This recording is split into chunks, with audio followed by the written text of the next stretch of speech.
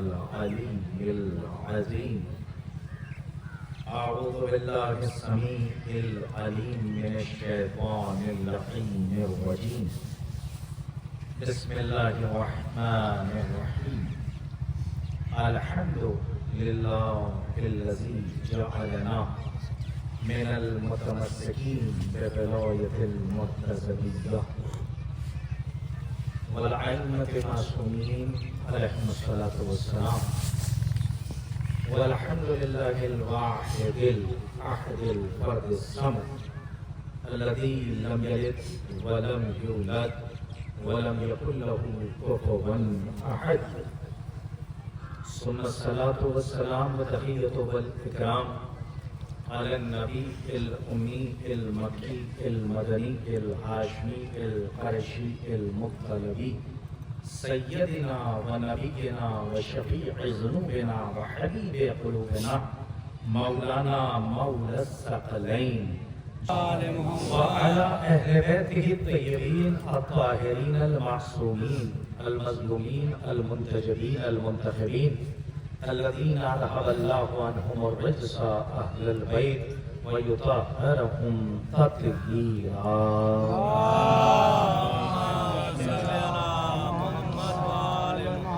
ولعنۃ اللہ علی اعدائہم ومنکری فضائلہم ومصائبہم وجلالتہم وشجاعتہم وطہارتہم وسیادتہم وولایتہم وغاصبی حقوقہم ومنکری عطشہم اجمعین من یومنا ھذا الی قیام یوم الدین اما بعد فقد قال علی بن ابی طالب علیہ الصلاۃ والسلام صلی علی محمد وآل محمد بسم اللہ الرحمن الرحیم اول الدین معرفتہ صلوات پر محمد و آل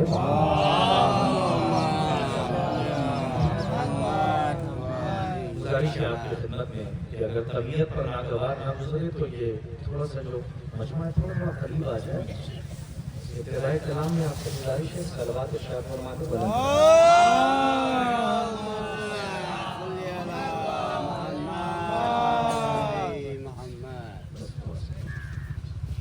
ایک صلوات کی گزارش ہے آپ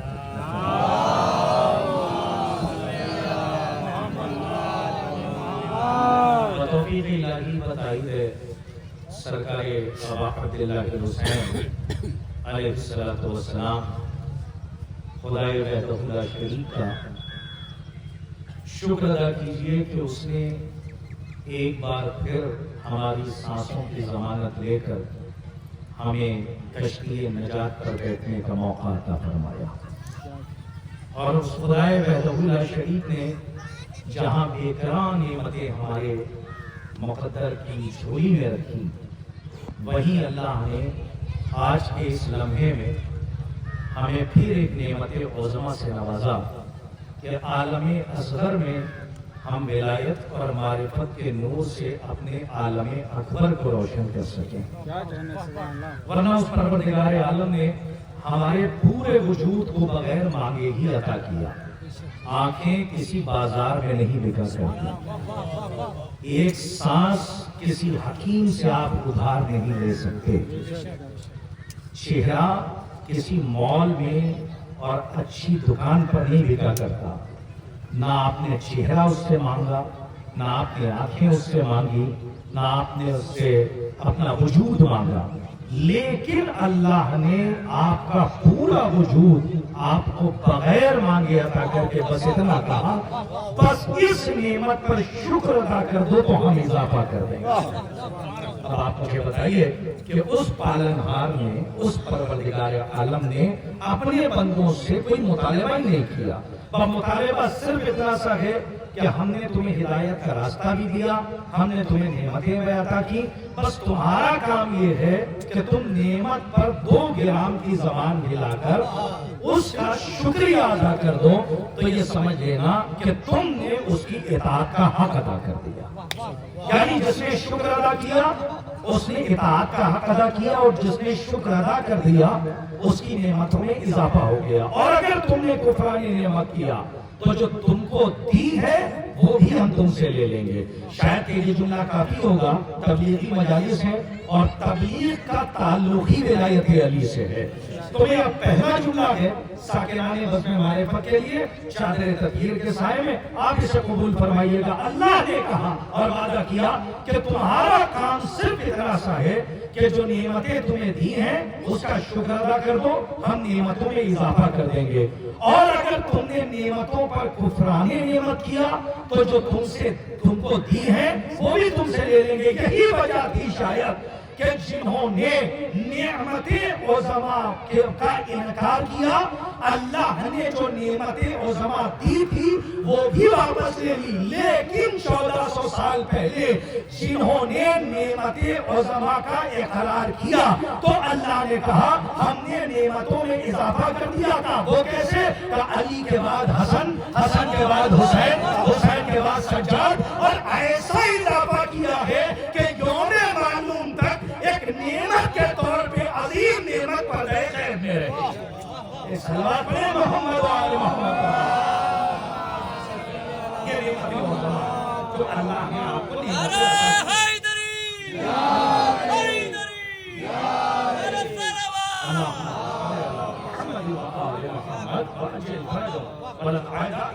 آپ سوچئے کہ پروردگار کا مطالبہ آپ سے کچھ نہیں ہے. آپ سے اس نے یہ نہیں کہا کہ ان پہاڑوں کو اپنے دوش پر اٹھا لو. اس نے یہ نہیں کہا کہ اس زمین کے فرش کو تم طے کرو تب ہم تم کو جزا دیں گے. نہیں, بلکہ اتنا کہا کہ 32 دانتوں کے پہلے میں 2 گرام کی زبان ہے, بس شکریہ کے طور پہ ہلا لو, میری دانت کا حق ادا ہو جائے گا. اب اگر بندہ یہ بھی نہ کر سکے تو پھر بندے کا اپنا مقدر ہے کہ وہ اپنے مقدر کا ماتم کرے کہ اس کی ایک نعمت کا وہ اتنا سا حق نہیں ادا کر رہا ہے اور وہ شکریہ نہیں ادا کر رہا. دیکھیں ہمارے یہاں 2 چیزیں ہیں, ایک ہے اصول دین اور ایک ہے فروع دین. اصول دین میں ہے عقائد, اور غور سے سنیے گا کیونکہ میں 40 سے 45 منٹ میں گفتگو سمیٹنے کا عادی ہوں, اور بات آگے بڑھ جائے تو وہ میرے مقدر کی بات ہے کہ اس سے معرفت اور تقسیم ہو جائے. لیکن ابھی میں موضوع پر آیا نہیں ہوں. میرا موضوع ہے معرفت توحید. چونکہ جب تک توحید نہیں صحیح ہوگی نہ ولایت سمجھ میں آئے گی نہ رسالت سمجھ میں آئے گی. سب سے پہلا کام یہ ہے کہ ہم یہ دیکھیں کہ ہمارے پاس جملہ ہے عربی توحید ہے یا ابلیسی توحید ہے. آپ نے غور نہیں کیا. عربی توحید پر زندگی بسر ہوگی تو ولایت بھی سمجھ جائیں گے, امامت بھی سمجھ میں آئے گی, اور اختیار علی بن ابی طالب کے اوپر بھی آپ کو شک نہیں ہوگا. لیکن توحید وہ توحید ہو کہ جو محرم اسرار توحید نے سکھائی. ابلیسی توحید نہیں, علی والی توحید کہ جو علی نے ہم تک خالص توحید پہنچائی ہے. 2 چیزیں, ایک ہے اصول دین اور ایک ہے فروع دین. اصول دین میں ہے عقائد. کون کون سی 5 چیزیں ہیں؟ توحید, عدل, نبوت, امامت, قیامت. اور فروع دین میں کیا ہے؟ اعمال, نماز, روزہ, حج, زکات. ایک بہت بڑے خطیب تھے اور عالم دین تھے آپ کے اسی ہندوستان کے. مشہد مقدس ایران میں وہ اشرا خطاب کیا کرتے تھے امام زامن آہو کے روضے میں. ان کا ایک جملہ آج تبلیغی مجالس میں تحفے کے طور پہ لیتے جائیں. اکثر یہ ہوتا ہے کہ تبلیغی ٹولہ نکلتا ہے. آج کل چور نہیں بلکہ عقیدے کے ڈکیت ٹہل رہے ہیں. بچ کے رہیے گا, اگر جڑ میں کیڑے لگ گئے تو پھل کبھی میٹھے نہیں ہو سکتے. اور ہماری جڑ ہے عقیدہ.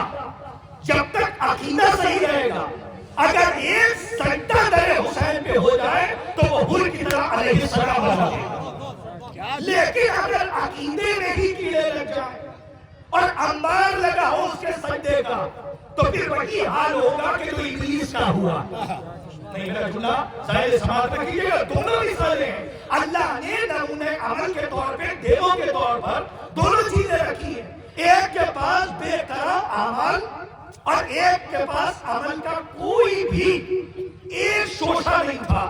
لیکن ایک شب میں کوئی بتائے کہ کون سا عالم تھا جو حر کو رات پر بیٹھ کے پڑھا رہا تھا, لیکن نہیں اس کا لطف خاص ہوا. اللہ نے جیسے ہی اپنا کرم اور اپنے کرم کی چادر ان کی قسمت کے اوپر ڈالی تھا جہنم میں، جہنم کا سینہ چیر کے جنت کے آنگن میں آ گیا. در حسین پہ پہنچا تو لعنتی سے علیہ السلام ہو گیا. اس کا مطلب یہ ہے کہ اگر ایک سجدہ عقیدے کے استحکام کے ساتھ کیا جائے تو وہ اطاعت الہی کہلاتا ہے. لیکن اگر پوری زندگی کوئی سجدے پہ سجدہ کرتا رہے، طواف پہ طواف کرتا رہے، زکات پہ زکات دیتا رہے، لیکن اس کے پاس معرفت نہ ہو تو پھر اس کا کوئی سجدہ قابل قبول نہیں ہے. دیکھیں حالانکہ یہ وقت وہ ہوتا ہے جب لوگ کھانا تناول کر کے اپنے بستر استراحت پر چادر اوڑھ کے آرام کرتے ہیں، اور اسی وقت ہمیں یہ موقع ملا ہے کہ ہم رزق معرفت آپ تک پہنچائیں. لیکن اپنے نوجوانوں سے ایک بات کہنا چاہتا ہوں، گھر پہ تم آرام کرتے تو جسم کو سکون ملتا، مجلس میں آ کے بیٹھے ہو تو روح کو سکون ملے گا. صلوات پڑھیے محمد و آل محمد. تو کون سی دو چیزیں؟ ایک اصولے دی. اچھا قرب والے ذرا میرا ساتھ دیتے رہے تاکہ لگے میری بات پہنچ رہی ہے. حالانکہ کھلے میں بھی ہے اور بڑی کھلی ہوئی بات کرنے کا عادی ہوں، کوئی ڈھکی چھپی بات نہیں ہے، کیونکہ ہمارا اسلام میدان کا ہے، غار کا نہیں ہے. ہم نے کسی کمرے اور حجرے سے اسلام نہیں لیا، میدان غدیر سے لیا. تو بالکل کھلے میدان میں کھلی باتیں ہماری مائیں بہنیں بیٹیاں سن رہی ہیں، ہمارے نوجوان سن رہے ہیں، بہت غور سے سنیں. اگر عقیدہ خراب ہو گیا، تمہاری ذمہ داری غیبت کبریٰ میں جہاں بہت سی ہیں وہیں پر تمہاری نجات صرف اور صرف اس میں ہے کہ ایمان کو بچاؤ. اگر ایمان چلا گیا تو لاکھ تم سجدے پہ سجدے کرتے رہو، وہ ٹکر تو ہے، سجدہ نہیں ہے. جی ایمان کے بغیر چکر تو ہے، طواف نہیں ہے. ایمان کے بغیر شرارت تو ہے، شریعت نہیں ہے. ایمان کے بغیر فساد تو ہے، جہاد نہیں ہے. یہ یاد رکھیے گا. 3 چیزیں، 5 چیزیں: توحید، عدل، نبوت، امامت، قیامت. بہت بڑے خطیب تھے، مشہد مقدس میں عشرہ خطاب کرتے تھے. اب تو عالم دین کے والد محترم بھی اور عالم دین یہاں تشریف فرما بھی، تو میں بڑی ذمہ داری سے بات کہہ رہا ہوں کہ عمل کا انبار لگا دیجیے. عقیدہ اگر ذرہ برابر خراب ہے تو سارا عمل ایسی ہی عمل کی عمارت گرے گی جیسے ابلیس کے عمل کی عمارت گر گئی تھی، اور اللہ نے اسے لعنتی بنا کر اپنے مربوط بارگاہ کر دیا. بہت بڑے عالم، کہاں کے رہنے والے؟ کوپا گنج، مئو، اعظم گڑھ کے بہت بڑے خطیب تھے. وہ پڑھ رہے تھے، انہوں نے پڑھتے پڑھتے 2 چیزیں پڑھی کہ ایک ہے اصول دین اور ایک ہے فروع دین. کہنے لگے یہ جو تبلیغی ٹولہ نکلتا ہے اور بار بار ہر گھر کی کنڈی کھٹکھٹا کے کہتا نماز پڑھتے ہو کہ نہیں پڑھتے، اور سنیے کہ میں تبلیغی مجالس میں ہوں، روزہ رکھتے ہو کہ نہیں رکھتے، حج کرتے ہو کہ نہیں کرتے. تو انہوں نے کہا کہ ان تبلیغی ٹولوں سے جا کے کہو کہ جب پتے سوکھنے لگے تو پتوں کو پانی نہیں دیا جاتا، جل کو پانی دیا جاتا. نہیں میرا جملہ اگر واضح ہو جائے تو بولیے گا. بہت قیمتی بات انہوں نے کہی. کہنے لگے کہ اگر پتے سوکھنے لگے، بھئی یہ کیا ہے؟ یہ جو شاخیں ہیں، فروع کا مطلب کیا ہے؟ شاخ. تو فروع دین کتنے ہیں؟ 10 نا، جو ہمیں سکھائے گئے. وہ کون سے؟ نماز، روزہ، حج، زکات. یہ سب عمل جو ہیں وہ شاخیں ہیں. لیکن اس کی جڑ کیا ہے؟ کہ اس کی جڑ ہے عقیدہ توحید، عقیدہ امامت، عقیدہ عدالت، عقیدہ رسالت. تو انہوں نے یہ کہا کہ اگر پیڑ سوکھنے لگے تو کوئی بھی ایسا باغبان نہیں ہے کہ جو پتے کو پانی دے کر اس میں جان ڈالے. اگر آپ نے پتوں کو پانی دیا تو ایک دن وہ آئے گا کہ آگ سے بعد میں، یعنی دھوپ سے بعد میں خراب ہوگا، وہ پانی سے پہلے خراب ہو جائے گا. کیا کرے گا؟ کہ عقل مندی یہ ہے کہ اگر شاخ سوکھنے لگے تو شاخ کو پانی نہ دو بلکہ جڑ کو پانی دو. اس کے بعد ایک جملہ کہا کہ اگر معاشرے میں کوئی عمل سے دور جا رہا ہو تو عمل پر زیادہ زور نہ دو بلکہ یہ دیکھو کہیں عقیدے کی جڑ میں تو پانی کم نہیں ہو گیا. صلوات پڑھیے محمد و آل محمد.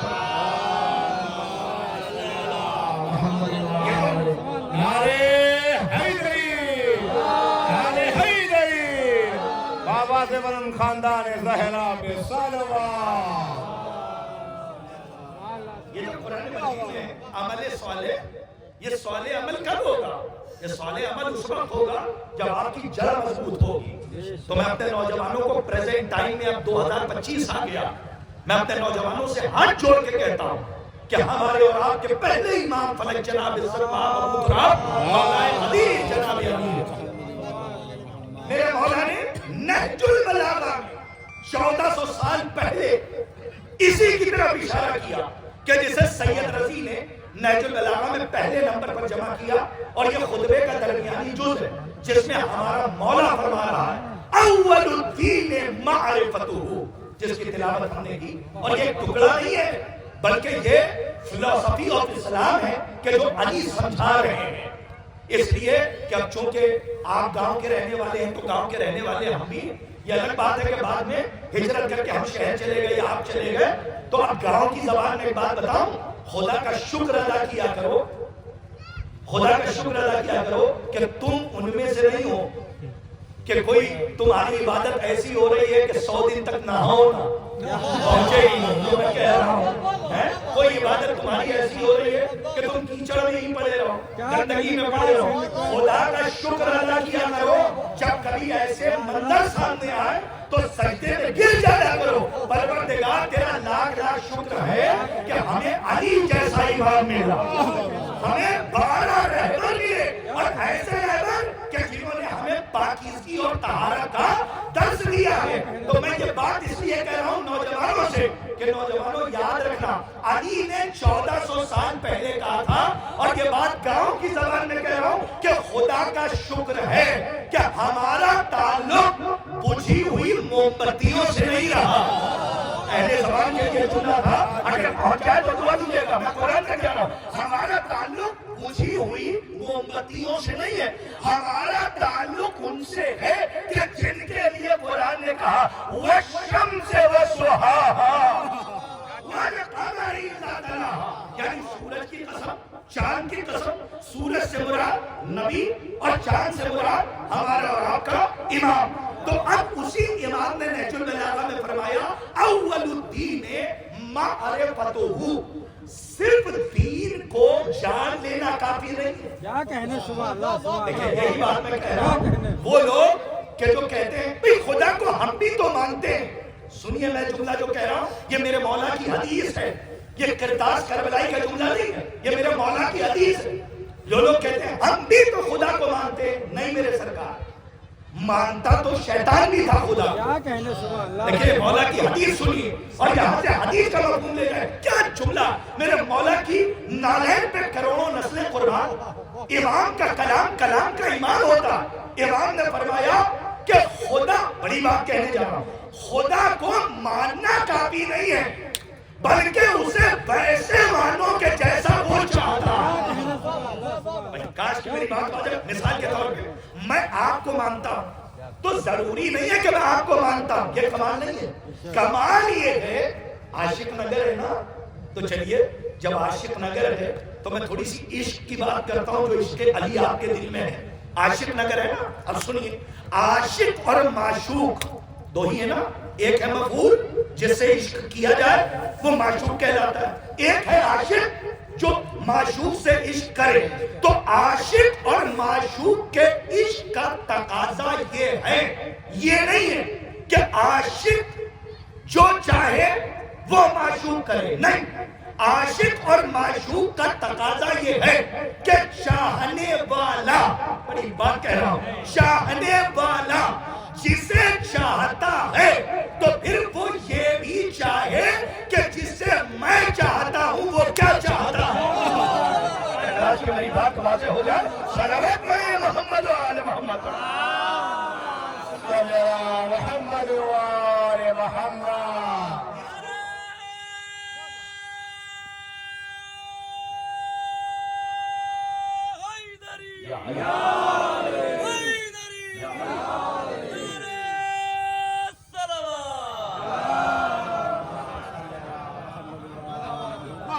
میں آپ کو چاہتا ہوں، میں آپ کا عاشق ہوں، آپ میرے معشوق ہیں، اب میں وہ کام کر رہا ہوں جو آپ کو پسند نہیں، اور پھر چوراہے پہ آ کے کہہ رہا ہوں نہیں میں تو محمد صاحب سے عشق کرتا ہوں. کیا کہنے سبحان تو یہ کیسا عشق ہے؟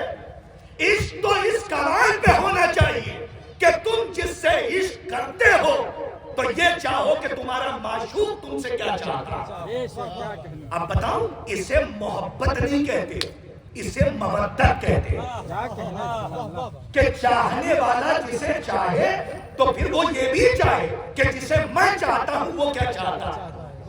اسے کہتے ہیں مودت، اور اسی کا دوسرا نام ہے اطاعت، اور اسی کو دائرے میں سمیٹ دیجئے تو یہ ہے ولایت. کیا کہنے سبحان اللہ. کہ جو ہم اس کے مطیع اور فرمانبردار ہیں. کیا کہا مولا نے؟ اول الدین معرفت، کہ دین کا پہلا زینہ، میرے مولا کے فکر ہے، دین کی ابتدا، دین کا پہلا زینہ معرفت ہے. یعنی بغیر معرفت کے دین کا آغاز نہیں ہوتا.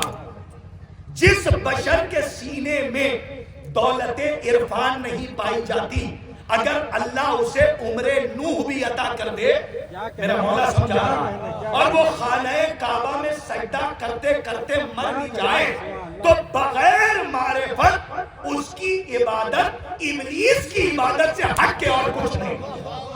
جی اس کے پاس سب کچھ تھا، وہ بھی کہہ رہا تھا اللہ اللہ تو نہیں پہنچے آپ زبان ہے اہل زبان ہے. وہ بھی کہتا تھا، جھوم جھوم کے کہتا تھا اللہ تو، اور تو ہی تو، تیرے علاوہ کوئی نہیں. لیکن اللہ نے انتظام کیا، اللہ نے ہمیں نعمت کے طور پہ جسم دیا. آپ سوچ نہیں سکتے میں کہاں جا رہا ہوں آپ کو لے کر. توجہ سے سنیے، اللہ نے ہمیں نعمت کے طور پہ جسم دیا، اور جسم میں یہ آپریٹ کرنے لگے تو ایک سافٹ ویئر ڈالا. ہمارا جسم ہے ہارڈ ویئر. آپ لے آئیے مارکیٹ سے کمپیوٹر تو ایسے ہی نہیں چلنے لگتا. کیا کہنے ہاں وہ تو باڈی ہے نا، جب تک کہ اس میں سافٹ ویئر نہ ڈالا جائے. آپ کوئی بھی سافٹ ویئر ڈالیے، جب تک سافٹ ویئر نہیں آئے گا ہارڈ ویئر آپریٹ نہیں کرے گا.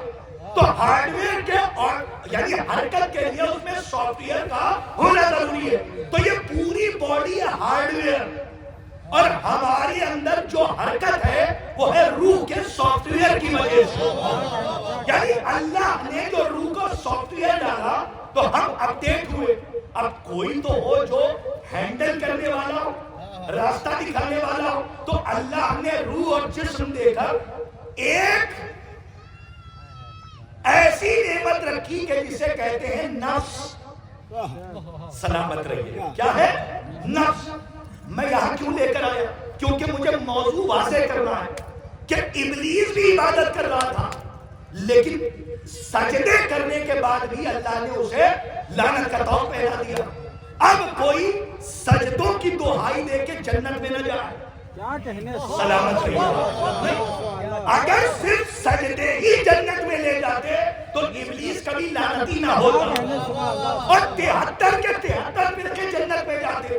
لیکن اللہ نے روز اول قانون بنایا کہ صرف مجھے ماننا کافی نہیں ہے، بلکہ جیسا میں چاہتا ہوں مجھے ویسا ماننا کمال ہے.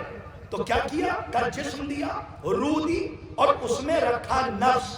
آپ کو پتا ہے نہ جانے کتنی کتابیں بھری پڑی ہیں، لیکن میں دو کا حوالہ دیتا ہوں. ایک حوالہ دیتا ہوں استاد شہید مطہری کا، جا کے کتاب پڑھیے گا. میری مجبوری ہے حوالہ دینا، اور جا کر حوالہ دیتا ہوں علامہ سید مرتضیٰ کا. جو کتابیں پڑھنے والے ہیں وہ پہنچ گئے علماء بیٹھے. سید مرتضیٰ کا نفس اور روح پر بڑی ضخیم بحث اور کتابیں لکھی اور خامہ فرسائی یعنی قلم چلایا. سب کا نچوڑ آج آپ کے حوالے کر رہا ہوں. یہی وجہ ہے کہ امام نے جب فرمایا کہ من عرف نفسہ فقد عرف ربہ، بہت اٹینشن ہو کے سنیے، کہ جس نے اپنے نفس کو پہچان لیا اس نے اپنے رب کو پا لیا. میں نے ترجمہ بڑا محتاط کیا، کیا اپنے رب کو پا لیا. تو ایک آیا صاحب اور آنے کے بعد کہتا مولا اس حدیث کی وضاحت فرمائے. میں معرفت پہ ہوں، اس حدیث کی وضاحت فرمائے. تو امام نے فرمایا کہ یاد رکھنا وجود کی حقیقت جسم نہیں ہے. میرے مولا نے کیا فرمایا؟ کہ وجود کی حقیقت جسم نہیں ہے بلکہ نفس ہے. کہ مولا وہ کیسے؟ اب کرداس اپنی زبان میں سمجھا لے جائے، کاش کہ آخر تک میری بات پہنچے. یہی وجہ ہے جب کوئی آپ کے گھر میں آئے اور آپ سے پوچھے یہ کیا ہے تو آپ کہتے ہیں میرا ہاتھ. پورے مجمع کی توجہ چاہ رہا ہے. وہ پوچھے یہ کیا ہے تو آپ کہتے ہیں میرا چہرہ. وہ پوچھے یہ کیا ہے کہ میری آنکھیں. کہ یہ کیا ہے کہ میرے پیر. اب امتحان ہے آپ کا، کہاں جا کے سنتے ہیں.